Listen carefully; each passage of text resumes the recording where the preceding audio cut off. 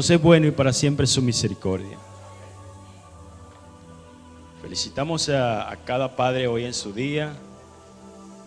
Aunque todos los días, desde el primer día que nace el primer niño, ya somos padres. Pero Dios se ha placido en honrarnos a cada uno de nosotros hoy, ¿verdad? Agradecido por aquellas personas que honran la vida del pastor David y honran mi vida. La Biblia nos enseña que Dios honra a los que le honran. Y el que Dios haya tocado tu corazón para honrar mi vida, quiere decir que Dios cumple su palabra. Amén. Somos honrados por Él para la gloria de Él. Hoy tengo una palabra para bendecir a todos los padres que están aquí, pero también a las madres, a cada uno de los que están presentes. La pastora decía algo al comienzo, ahí conectado en el espíritu, que Dios tiene, somos llamados a los padres, ¿verdad? Hablaba a los padres, pero vamos a hablar a la iglesia en general. Dios tiene propósito, Dios tiene asignación. Dios nos ha delegado predicar la palabra de Dios, ganar las armas. Y hoy en oración, pidiéndole a Dios estos días atrás, que me diera un mensaje que pudiera bendecir nuestras vidas, porque de eso se trata. Y he titulado este mensaje, Mi llamado. Mi llamado. ¿Cuántos saben que tienen un llamado? ¿Y cuántos saben cuál es el llamado? Si usted no sabe cuál es su llamado, hoy lo va a saber. ¿Dónde podemos encontrar nuestro llamado? Usted sabe, quizás usted no sepa para qué nació. Quizás usted no sepa para qué nació. Pero usted hoy va a saber para qué fue llamado. Amén. Todos somos llamados. Pero ¿dónde podemos encontrar nuestro llamado? En la palabra de Dios. Si nosotros una vez que aceptamos al Señor, todavía no sabemos para qué hemos sido llamados. Porque cada una de las personas que estamos aquí hemos sido llamados con un propósito. Y hoy usted va a descubrir el propósito por el cual Dios lo ha llamado. Y oro a Dios para que después de este mensaje, tu espíritu discierna lo que Dios quiere decirte y salga de aquí con una expectativa diferente, con una visión diferente, con un deseo grande y poderoso para hacer cumplir el propósito por el cual Dios te ha llamado. Porque Dios nos ha llamado. Y hoy vamos a ver por la palabra a quiénes ha llamado a Dios y para qué Dios nos ha llamado.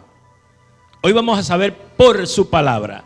Y para eso voy a invitarle que abran sus Biblias. Vamos a ir rápidamente por el tiempo, ¿verdad? Abran su Biblia en el libro de Mateo 9, del 9 al 13. Leemos bajo la bendición del Padre, Hijo y Espíritu Santo. Pasando Jesús de allí, vio a un hombre llamado Mateo, que estaba sentado al banco de los tributos públicos, y le dijo: sígueme. Y se levantó y le siguió. Y aconteció que estando él sentado a la mesa en la casa, he aquí que muchos publicanos ¿y qué? ¿Cómo dice ahí? ¿Están leyendo? Yo quiero que hablen su Biblia. ¿Quién tiene Biblia? Abran su Biblia porque yo quiero que Dios te hable hoy. Vamos a empezar a leer desde el principio. Mateo 9, del 9 al 13, dice: llamamiento de Mateo. Pasando Jesús de allí, vio a un hombre llamado Mateo, que estaba sentado al banco de los tributos públicos, y le dijo: sígueme. Y se levantó y le siguió. Y aconteció que estando él sentado a la mesa de la casa, he aquí que muchos publicanos y pecadores que había venido se sentaron juntamente a la mesa con Jesús y sus discípulos. Cuando vieron esto, los fariseos dijeron a los discípulos: ¿Por qué come vuestro maestro con los publicanos y pecadores? Al oír esto, Jesús le dijo: los sanos no tienen necesidad de médicos, sino los enfermos. Y aprended lo que significa misericordia. Quiero y no sacrificio, porque no he venido a llamar a justos, sino a pecadores al arrepentimiento. Aquí vemos claramente que Dios le hizo un llamado a un hombre llamado Mateo. Pero ¿cuál fue la actitud que tomó este hombre? Primera vez que este hombre veía a Jesús. La Biblia nos enseña que Jesús iba pasando y lo vio sentado y le dijo: sígueme. Y la Biblia nos enseña que él se paró inmediatamente. ¿Y qué hizo? Lo siguió. Pero cuando leemos la Biblia nos damos cuenta que este hombre ni siquiera le dijo: ¿quién eres tú? ¿Para qué me estás llamando? ¿Y para qué quieres tú que te siga? Yo no sé cuántas personas después de que Dios lo llamó se preguntaron en la vida: oye, ¿para qué Dios me llamó? ¿Qué quiere Dios conmigo? ¿Cuál es el propósito de Dios en mi vida? La pastora decía acerca de los propósitos, de la asignación, que somos llamados con un propósito. Pero hoy tú vas a descubrir cuál es el propósito por el cual tú has sido llamado. Y no es más que predicar la palabra de Dios. No es más que hacerle entender a las personas el camino por el cual deben de andar. El llamado por el cual nosotros estamos aquí es porque hay una asignación. Y la asignación o el propósito por el cual Dios te ha llamado es predicar su palabra. Vemos claramente en la Biblia cuál es el propósito principal. En la palabra dice que Él no ha venido a llamar a justos, sino ¿a qué? A pecadores. ¿A qué? Al arrepentimiento. Dice la palabra de Dios: porque el que está sano no necesita de médico. Ciertamente cada uno de los que estamos aquí tenemos un llamado, un propósito, y es predicar la palabra a los que están ¿qué? Enfermos. Dice la palabra: a los pecadores. Pero muchos de nosotros tenemos ya mucho tiempo en la iglesia y quizás no estamos haciendo el trabajo por el cual Dios nos ha llamado, porque no sabemos el propósito por el cual hemos sido llamados. Y no es otra cosa que predicar la palabra de Dios. ¿A quiénes? A los que están enfermos. Y no habla de una enfermedad física, habla de una enfermedad espiritual. Porque dice la palabra de Dios que el que está sano no necesita de médico. ¿Saben cuántos sanos hay aquí hoy? Todos los que estamos aquí no necesitamos de médico, porque hemos sido sanados. Antes de llegar a este lugar, usted y yo estábamos perdidos, estábamos enfermos en las drogas, en los vicios y en todo tipo de cosas malas, prostitución, homosexualismo, brujería. Estábamos enfermos en toda la área. Pero hoy, gracias a Dios, después de que Dios nos llamó, estamos sanos. ¿Sabe por qué? Porque ahora no andamos en esas cosas que andamos antes. Sin darnos cuenta estábamos enfermos. Y dice la Biblia que el que está sano no necesita de médico. En pocas palabras, no deberíamos estar predicando entre nosotros mismos, pero es necesario para nuestro crecimiento espiritual. Si nosotros estamos sanos, la palabra no debería ser para nosotros, sino para los que están allá afuera.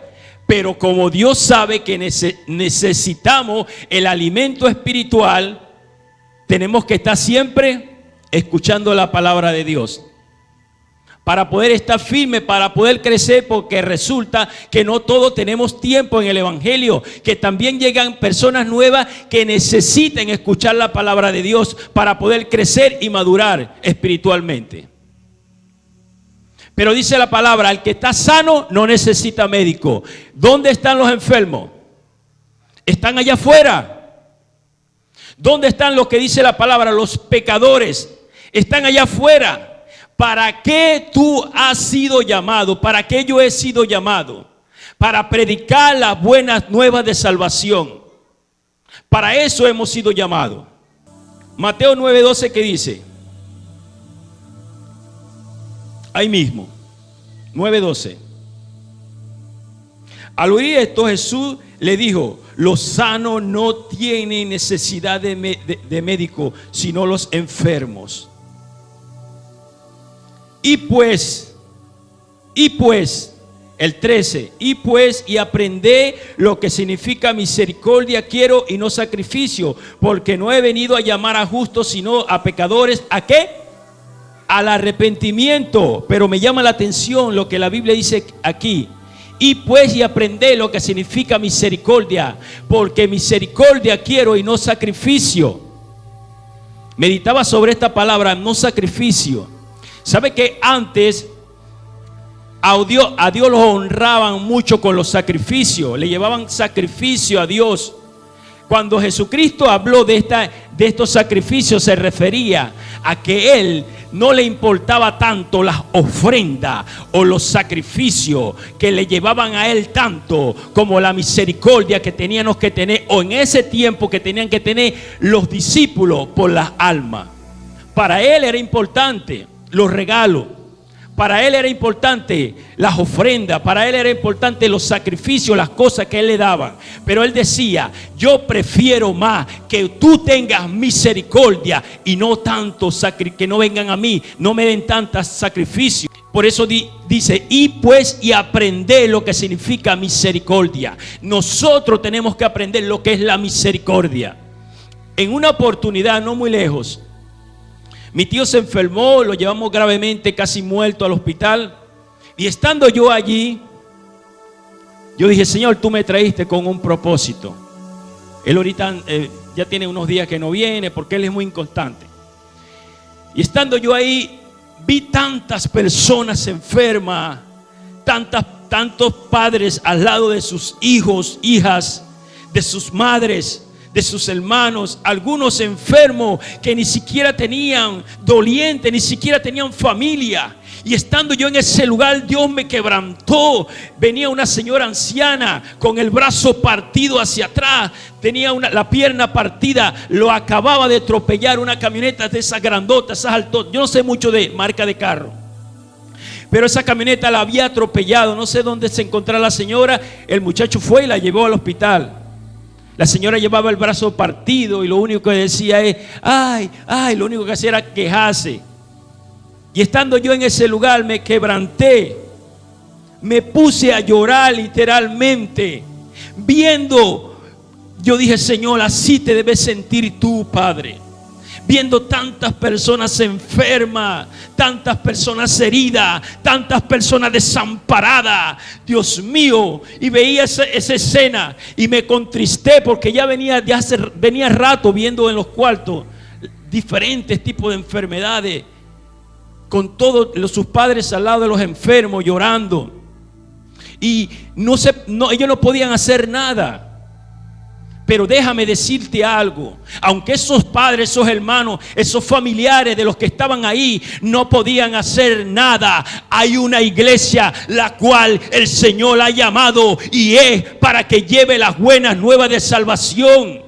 Ellos no tienen la solución en sus manos, pero nosotros como iglesia hemos sido llamados a predicar la palabra de Dios, a llevar el mensaje de salvación. Hay esperanza para esa gente que está allá afuera. Y tú y yo estamos de brazo cruzado. Quizá ya tengamos 1 año, 2 años, 10 años, 15 años, y todavía no sabemos lo que es predicar la palabra de Dios. O quizás sí sabemos predicar la palabra de Dios, pero no nos apasionamos, no nos interesamos, no nos interesa las personas allá afuera. Somos indiferentes. Como la historia que aparece en la Biblia del hombre que fue atracado, golpeado y tirado, y pasó uno y lo vio indiferentemente, y pasó otro y lo vio indiferentemente, pero pasó uno que no tenía ninguna relación con él, porque no era de donde él era, de donde él había nacido, no tenía ningún rango parecido, no era familia de él. Dice que lo tomó, lo llevó y lo llevó a la clínica, al hospital, como sea, y le dijo: mire, señor, atiéndame a este hombre, lo que le haga falta, al regresar yo se lo pago. Tuvo misericordia, tuvo compasión. La Biblia dice: aprender lo que es misericordia, porque misericordia quiero y no sacrificios. Tenemos que aprender lo que es la misericordia. Tenemos que predicar la palabra de Dios. Hay algo que Dios te voy a enseñar hoy. Pastor David, Dios me dio algo para ti, para mí, pero para toda la iglesia también. Me encanta cuando estoy estudiando la palabra de Dios y Dios me da algo, una estrategia, me da algo para que la iglesia de Jesucristo crezca. Pero lo primero que tenemos que hacer es apasionar a la iglesia, es comprometerla a la iglesia, que entienda cuál es el llamado por el cual Dios ha llamado a los hijos de la luz. La Biblia dice que somos la sal de la tierra, y que cuando la sal no sala, no puede ser más que para pisarla, y no sirve más, dice la palabra, no sirve para otra cosa que no sea pisarla. Si nosotros somos sal de la tierra, tenemos que dar sal, tenemos que salar. ¿Sabe que la sal es algo que evita que las cosas se dañen? Antes, cuando no había nevera, el pollo, la carne, esas cosas, la nevera de antes era sal para perseverar estas cosas. Pero hoy en día Dios nos compara como que somos la sal de la tierra, y estamos salando, o se están dañando, o se están perdiendo, o se están echando a perder a esas personas que necesitamos salar, para que no se dañen, para que no se pierdan. Como se daña un pescado, como se daña un pollo. Tú y yo somos la sal, para que esas almas, para que esas vidas no se pierdan. Amén. Gloria a Dios. Juan 17, 18. Juan 17, 18. ¿Cuál es mi propósito? ¿Para qué fui llamado? Diga conmigo: ¿para qué fui llamado? Dígalo, dígalo. ¿Para qué fui llamado? Hoy vas a saber para qué fuiste llamado. El libro de Juan 17 y 18 dice así: como tú me enviaste al mundo, así yo los he enviado al mundo. Y por ellos yo me santifico a sí mismo, para que también ellos sean santificados en la verdad. ¿Quién envió a Jesucristo a la tierra? El Padre. Y le decía a él: como tú me has enviado al mundo, así yo los envío a ellos. ¿A quiénes? A los discípulos. Comenzó por 12, después eran 70, y ahorita somos miles y miles los que somos salvos. ¿Gracias a quién? A que una persona entendió cuál era el llamado de él. ¿Y cuál era el llamado? Predicarle a alguien, para que ese alguien fuese salvo. Si no fuera porque esa persona o esas miles de personas hubieran entendido cuál era el llamado de ellos, el propósito, que era predicarle a alguien, ganarle a alguien, no hubiera tantos millones de cristianos en el mundo. Pero Dios necesita que tú y yo entendamos cuál es nuestro llamado aquí en la tierra. ¿Para qué fuimos llamados? Cuando leímos hace rato en Mateo 9, 9 al 13, vimos que él llamó a Mateo. ¿Quién no conoce la historia de Mateo? Uno de los 12 discípulos de Jesucristo. E incluso tiene un libro con su nombre, el libro de Mateo. Quedó en la historia. ¿Dónde está la hermana Miriam Rueda? Pase por aquí, por favor. Vamos a ir rápido con esto. Hermana Miriam Rueda, escoja una persona de lo de su célula. Llámela para acá, una sola. Escoja una. Hermano Luis, Vamos a hacer como Dios quiera. Hermano Luis, ¿usted tiene algo que decirle a esa mujer? Algo bueno. Estamos hablando del llamado, del propósito de alguien que usó Dios para que llegásemos a sus caminos. ¿Qué podría decirle a él? Aunque sea una pequeña palabra. Amén, dele un abrazo pues, dile, abrazo y diga, Señor, así Dios quiere que tu mujer, que tu hombre, alguien te recuerde y diga, gracias a ti no soy alcohólico, gracias a ti no soy drogadicto, gracias a ti mi familia fue restaurada, gracias a ti salí del homosexualismo, gracias hermano, gracias hermana, gracias porque Dios te usó y estoy aquí adorando, alabando y glorificando el nombre de mi Padre. Gracias porque entendiste tu llamado aquí en la tierra. ¿Qué estamos haciendo nosotros? Mientras las almas se pierden, ¿cuál es mi llamado? ¿Para qué Dios me ha llamado? Para estar sentado en la iglesia, alabando, adorando, glorificando. Tu llamado no es adoración, tu llamado no es danza. Es necesario eso en las iglesias, pero antes, cuando el tiempo de Jesucristo, ¿dónde estaba la danza? ¿Dónde estaba la danzarina? ¿Dónde estaban las que levantaban las banderas? Eso es necesario para este siglo porque los siglos cambian. El llamado era uno solo y era predicar la palabra de Dios.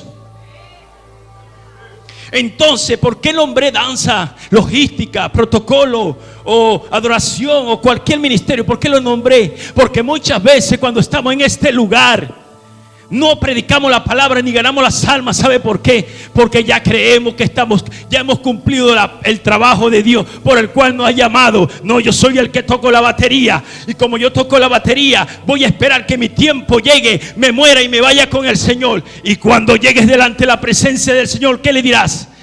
¿Cuántas perlas habrá en tu corona?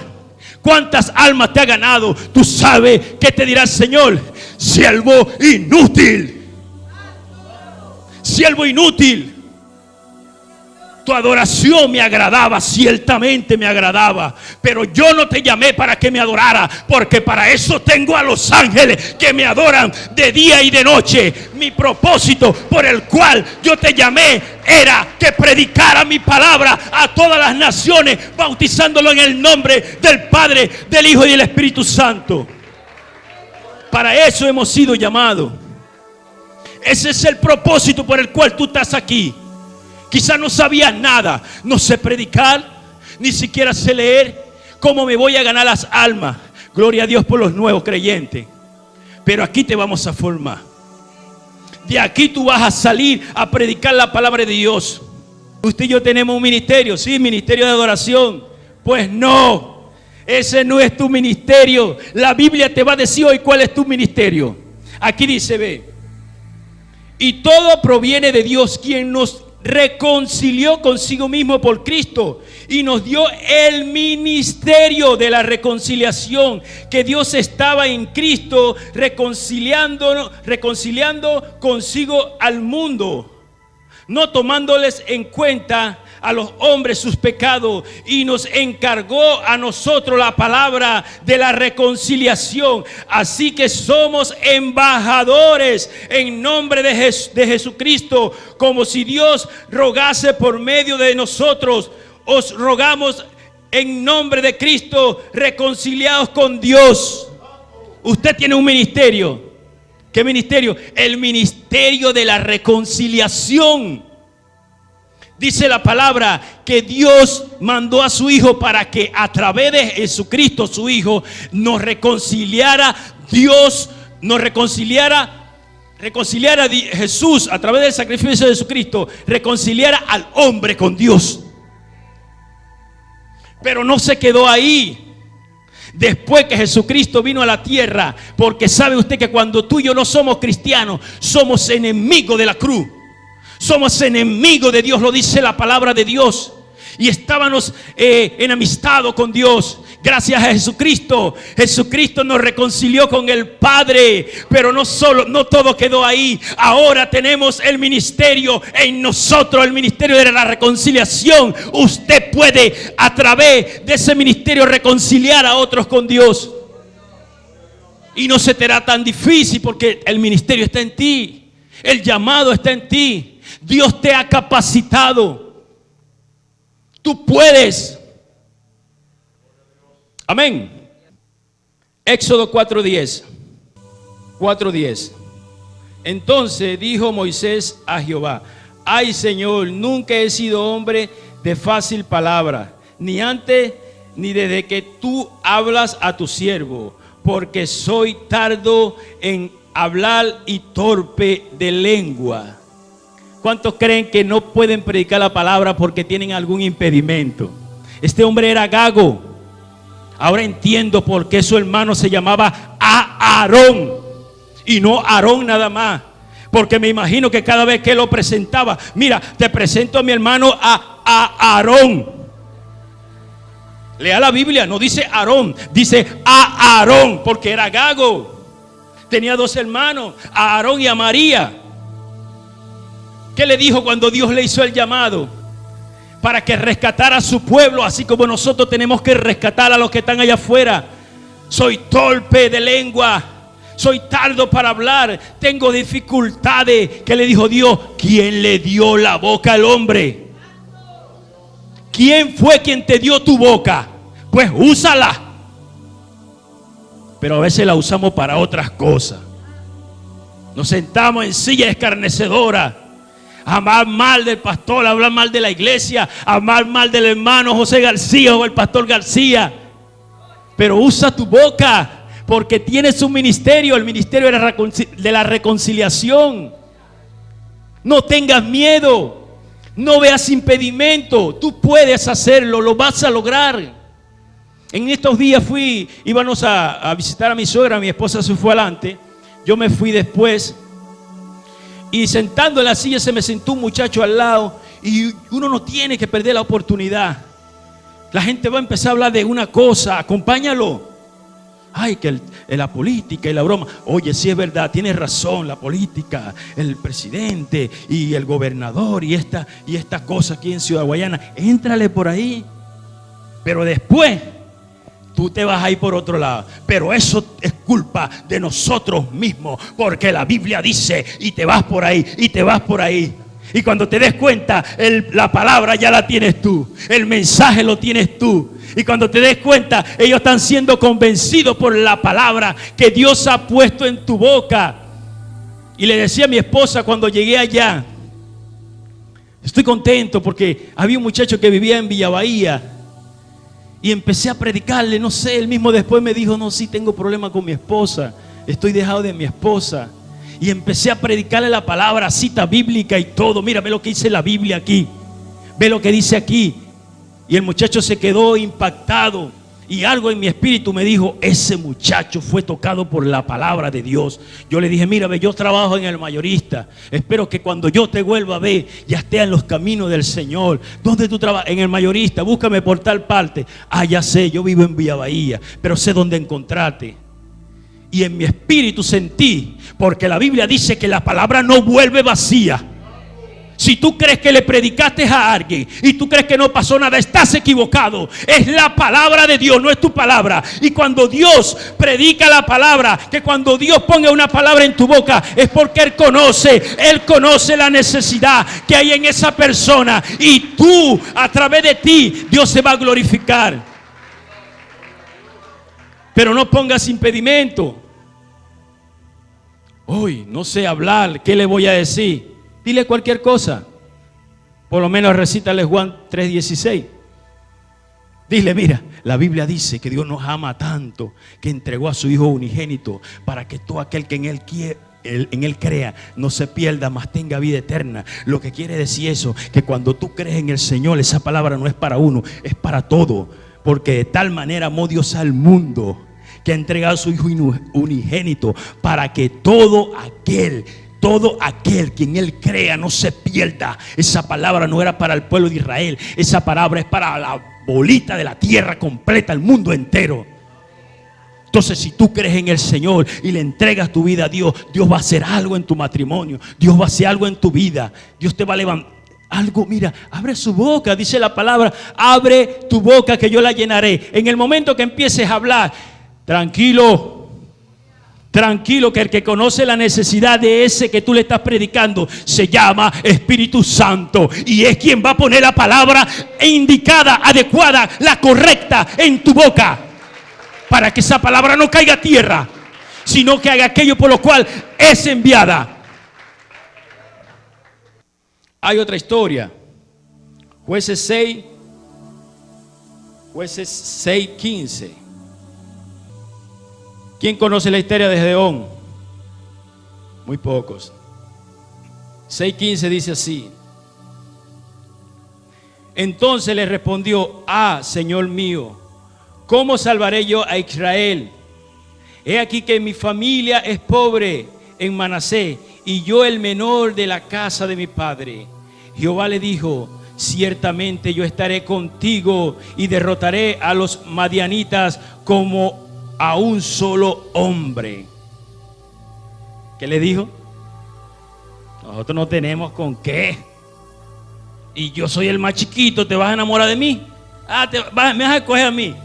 Soy el más pequeño de entre mis hermanos. Y tampoco tenemos con qué. ¿Te vas a antojar de mí? No hay impedimento. Aunque seas el más chiquito, aunque seas nuevo creyente, dice la Biblia que Dios va a agarrar lo más vil, lo más menospreciado. Aquellos que no saben mucho son los que va a usar si tienen un corazón dispuesto. Porque hay gente que sabe mucho. Aquí hay gente que tiene años en el evangelio y sabe mucho, pero no tiene un corazón dispuesto. Sin embargo, un nuevo creyente que entre por ahí, que tenga las ganas, la pasión de servirle a Dios en todas las áreas, déjame decirte que a ese va a usar Dios. ¿No usó un burro? Una yegua, una burra. ¿Habló? ¿Cuándo usted ha escuchado a un burro hablando? Y que no lo escuche, hermano. La carrera es grande. Pero usó un burro. Mala la comparación. Aquí nadie es burro. Que hay pura gente inteligente. Pero eso aparece en la Biblia, que eso es un animal. Tú vales más, dice la Biblia, Mateo 6:25. ¿No valéis vosotros más que los pájaros? ¿No vale más usted que una burra, un perro, un gato? Si Dios usa un animal, ¿no te va a usar a ti? Ese animal le habló a Pedro, a Balaán, algo así. A ese le habló. ¿No te va a usar a ti? Pues sí, también te puede usar a ti Dios. Y aún más, porque tú sí hablas, o creo yo que hablas. Gloria a Dios. Vamos rápido, hermano, porque tiempo es oro. Ok, estoy muy ocupado. Vamos rápido a Primero de Reyes 19:19. Llamamiento de Eliseo. Partiendo él de allí, halló a Eliseo, hijo de Safac, que araba con 12 yuntas delante de sí, y él tenía la última, y pasando Elías por delante de él, echó sobre él su manto. Entonces, dejando él los bueyes, vino corriendo en pos de Elías y dijo: te ruego que me dejes besar a mi padre y a mi madre. ¿Cómo fue? Fue corriendo. Este era un hombre ocupado, porque Dios nos llama. Hay gente que dice que no tiene tiempo. Hay personas que dicen: no, por mi trabajo no tengo tiempo. Me gustaría saber, cuando esté delante de la presencia de Dios, que Dios te diga: mira, vale, pero no sé, aquí en tu corona no hay piedra, o hay 2 piedritas. ¿Qué pasó? ¿Qué pasó? ¿Por qué no hay más alma? ¿Por qué? Oye, Señor, que mi trabajo, mira, ese trabajo mío no me daba tiempo. No tuve tiempo. Mi trabajo me absorbió tanto que no tuve tiempo de ganarme las almas, de predicar tu palabra. Aún así tuve 20, 30, 40 años en el evangelio. y no tuviste tiempo en tanto tiempo, sino de ganarte 2 almas. Gloria a Dios. Obreros aprobado, Mateo 24:45. ¿Quién pues es siervo fiel y prudente, el cual puso su señor sobre su casa para que les dé el alimento a tiempo? Bienaventurado aquel siervo el cual, cuando su señor venga, le haya haciendo así. Así como